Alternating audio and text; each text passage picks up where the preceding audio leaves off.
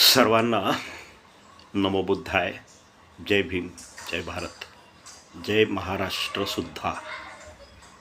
विशेषतः हा व्हिडिओ प्रथम भाग म्हणून पाहावा, यानंतरचा दुसरा भागसुद्धा आपण घेऊ.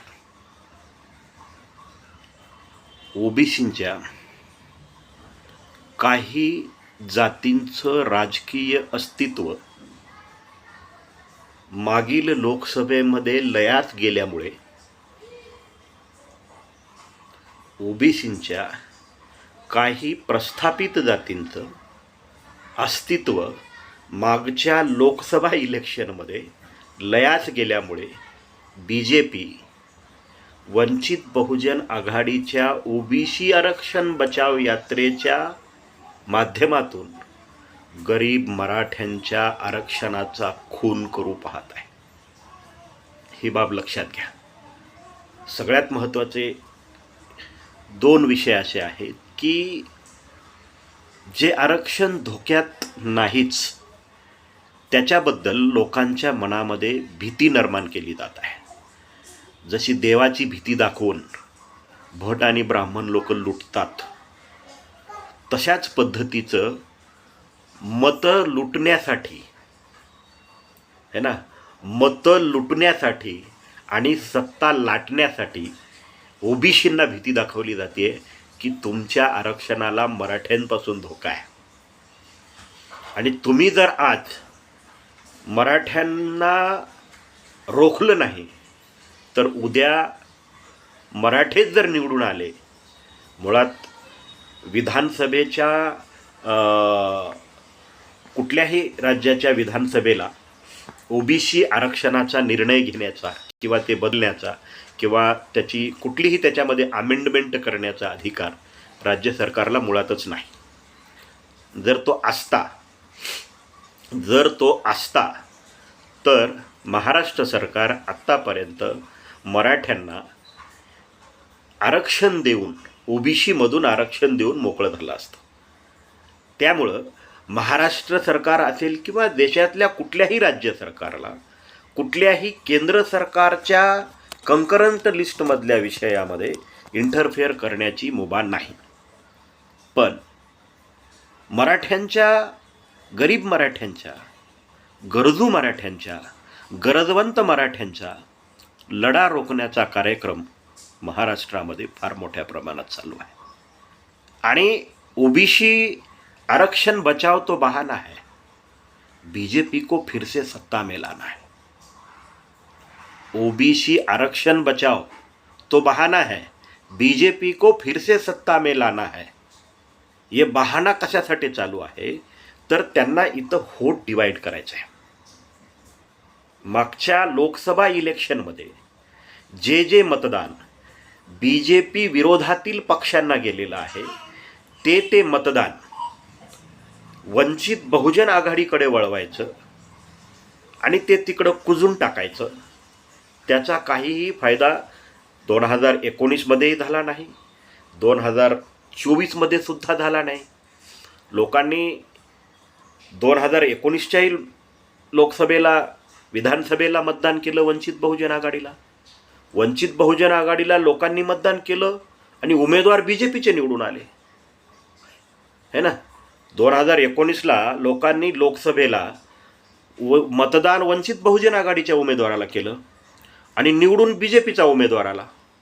विधानसभेलाही तसंच झालं, मतदान वंचित बहुजन आघाडीच्या उमेदवाराला झालं आणि निवडून BJPचा उमेदवार आला. तसंच सेम फॅक्ट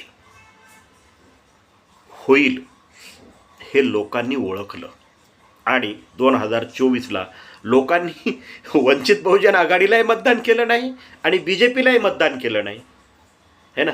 वंचित बहुजन आघाडीलाही मतदान केलं नाही आणि BJPलाही मतदान केलं नाही. याचा परिणाम असा झाला की BJPच्याही जागा पडल्या, वंचित बहुजन आघाडीचे तर 1-2 उमेदवार सोडले तर सगळ्यांचे डिपॉझिट जप्त झालेत. त्याच्यामुळे यांच्या पायाखालची जी वाळू आहे ती आता सरकलेली आहे. काहीही करून यांची गेलेली जी पत आहे ती मिळवायची आहे.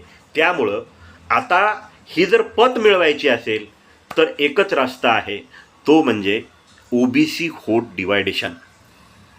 कारण मराठे यांना मतदान देणार नाहीत हे त्यांना आता कळून चुकलेलं आहे. बौद्धांनी पण त्यांच्याकडे पाठ फिरवलेली आहे हे सुद्धा कळून चुकलेलं आहे. त्याच्यामुळं आता जो अडाणी ओबीसी आहे, ज्याला हे आत्ता सांगतायत ओरडून की त्याचं आरक्षण धोक्यात आहे, ज्या ओबीसीला मागचे 40 वर्षे झालं मायक्रो ओबीसी जे आहेत, या वरच्या ज्या 2-3 जाती जर सोडल्या, 2-4 जाती जर सोडल्या, यांना आरक्षण काय आहे आणि ते कशासोबत खातात हेच माहिती नाही अजूनही ओबीसींना. त्या ओबीसींना हे सांगतायत, तेही कुठं जाऊन सांगतायत? बौद्धांच्या वस्त्यांमध्ये जाऊन सांगतायत. यांच्या मोर्चांमध्ये लोक कोण आहेत? यांच्या यात्रेमध्ये लोक कोण आहेत? बौद्ध लोक आहेत. आणि कार्यक्रम कशाचा चालू आहे? ओबीसी आरक्षण बचावचा. बौद्धांच्या विषयाबद्दल एकही शब्द नाही त्यांचा.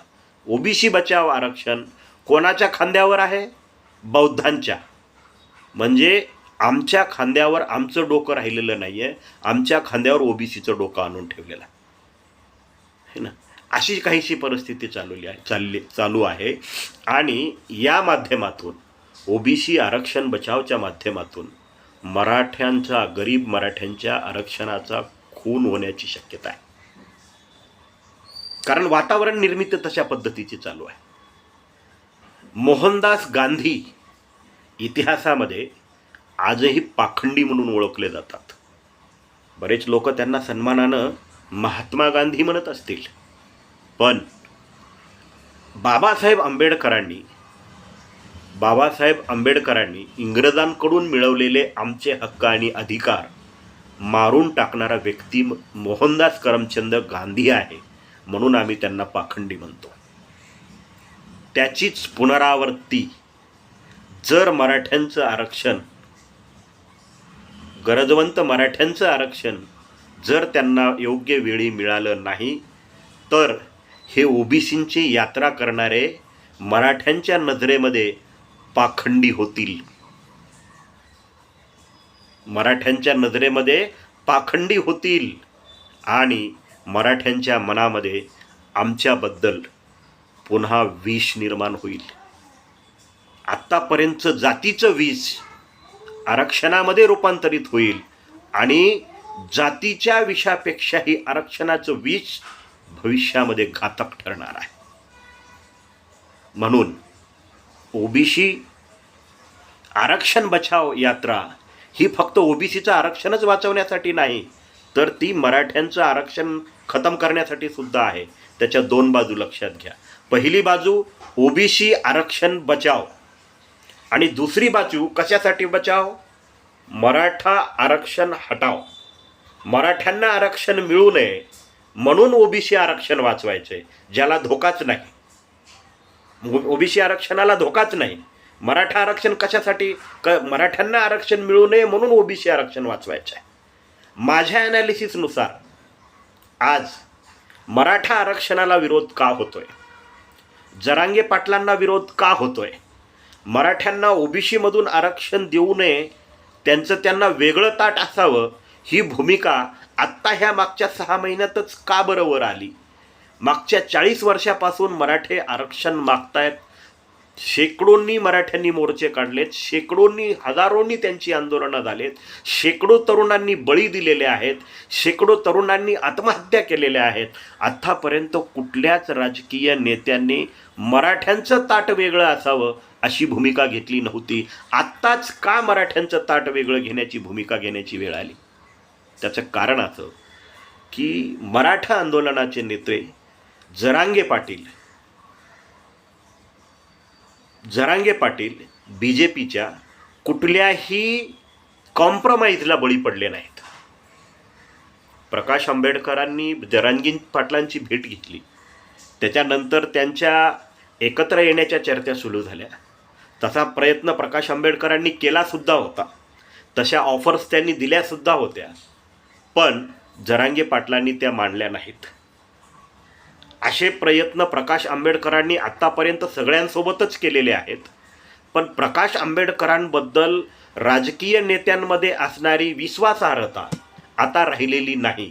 त्यामुळं प्रकाश आंबेडकरांसोबत पॉलिटिकल अलायन्स करण्यासाठी कुठलाही राजकीय पक्ष तयार नाही. त्यामुळं हा जो त्रागा चालू आहे मराठ्यांना स्वतंत्र ताट देण्याचा, ही जी आग पेटून उठवण्यात आलेली आहे मराठा आरक्षण संपवण्याची, ही आग मी तर सांगतो हे ओबीसी आरक्षण बचाव म्हणणाऱ्यांनाच येणाऱ्या विधानसभेमध्ये जाळून खाक करणार आहे. पण यामध्ये आपण काळजी घेणं गरजेचं आहे की गरजवंत मराठ्यांना आरक्षण मिळालंच पाहिजे. आत्तापर्यंत मराठा समाज भारतीय राज्यघटना चुकीची आहे अशा पद्धतीची त्यांच्यामध्ये मान्यता होती, त्यांना तसं वाटत होतं. पण आता त्यांच्या डोक्यामधला तो राग, ती भीती शांत झालेली आहे. कारण भारताची राज्यघटना इतकीही क्रूर नाही की ती एखाद्या समुदायाचे, एखाद्या जातीचे हक्क आणि अधिकार त्यांना मिळू नयेत यासाठी काम करेल. भारताची राज्यघटना इतकी क्रूर नाही. पण आता मराठ्यांच्या लक्षात हे आलं असेल की आपला शत्रू हे संविधान नसून माणूस आहे, माणूस जो संविधानाची अंमलबजावणी करत आहे. बाबासाहेब आंबेडकर 26 नोव्हेंबर 1949च्या त्यांच्या संविधान सभेच्या शेवटच्या भाषणात म्हणाले होते की घटना कितीही जरी चांगली असली तर तिला चालवणारे लोक जोपर्यंत चांगले होणार नाहीत तोपर्यंत तिची अंमलबजावणी चांगली होणार नाही. मराठ्यांना आरक्षण मिळू नये, मराठ्यांना आरक्षण मिळू नये म्हणून ओबीसींचं आरक्षण वाचवण्याच्या रॅल्या काढाव्या लागतात, है ना. ओबीसीच्या आरक्षण वाचवण्याच्या रॅल्या काढाव्या लागतात आणि त्याच्यामध्ये भीती अशी दाखवावी लागते की तुमचं आरक्षण मराठ्यांपासून धोक्यात आहे. म्हणजे हे किती मोठी शोकांतिका आहे. म्हणजे दुसरे गांधी जन्माला येत आहेत की काय अशी भीती वाटायला लागलेली आहे. पुणे करारामध्ये जी गांधी जन्माला आले असे गांधी भविष्यामध्ये आंबेडकर रूपामध्ये जन्माला येत आहेत की काय अशी भीती निर्माण होत आहे. त्यामुळं मराठा बांधव असतील किंवा ओबीसी बांधव असतील, आरक्षण हा सगळ्यांच्याच जिव्हाळ्याचा विषय आहे. मराठ्यांच्याही जिव्हाळ्याचा विषय आहे आणि ओबीसींच्याही जिव्हाळ्याचा विषय आहे.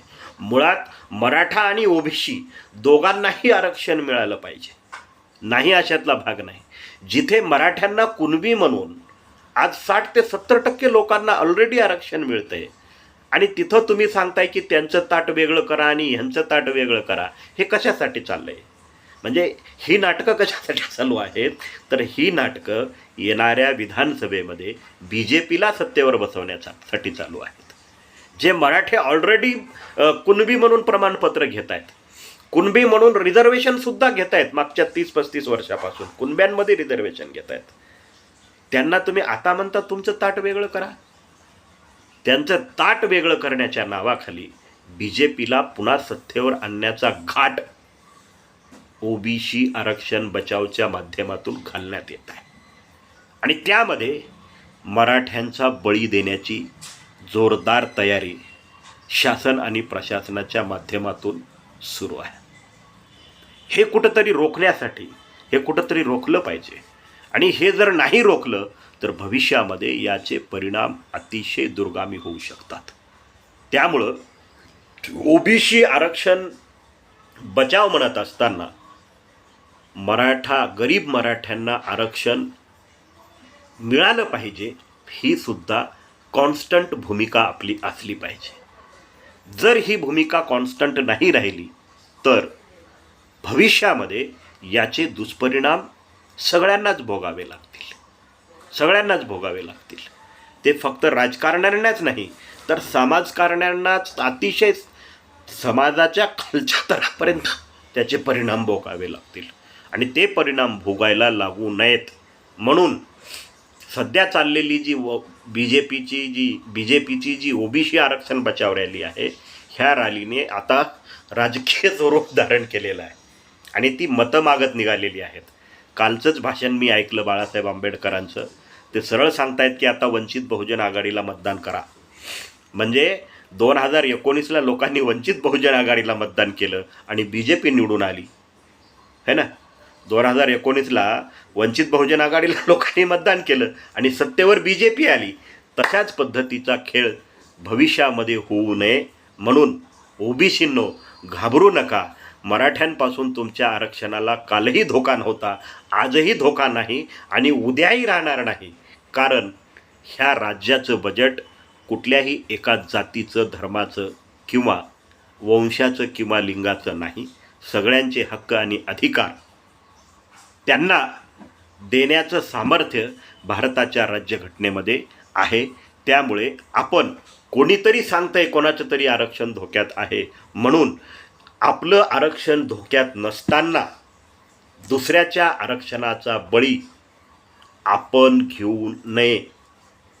ते असं झालं की माझ्या लेकराला बरं वाटावं म्हणून बकरे आणि कोंबड्यांचा देवीला बळी देणे, अशा पद्धतीचा कार्यक्रम सध्या महाराष्ट्रामध्ये सुरू आहे.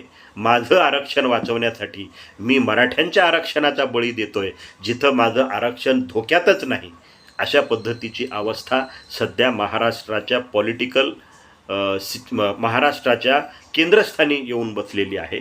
त्यामुळं मराठा असतील किंवा ओबीसी असतील, यांनी संयमानं आणि शांततेनं राहण्याची गरज आहे. राजकीय नेत्यांच्या भूलथापांना बळी न पडता आपण आपलं काम, आपण आपला गावगाडा, आपण आपले सामाजिक संबंध टिकवून ठेवणं काळाची गरज आहे. अन्यथा ही वाढलेली जातीव्यवस्थेची दरी संपवता आता कुठेतरी आपण स्थिर स्थावर होत आहोत. त्यामध्ये आरक्षणातून पुन्हा विषमता निर्माण व्हायला नको. नमो बुद्धाय. जय भीम, जय भारत.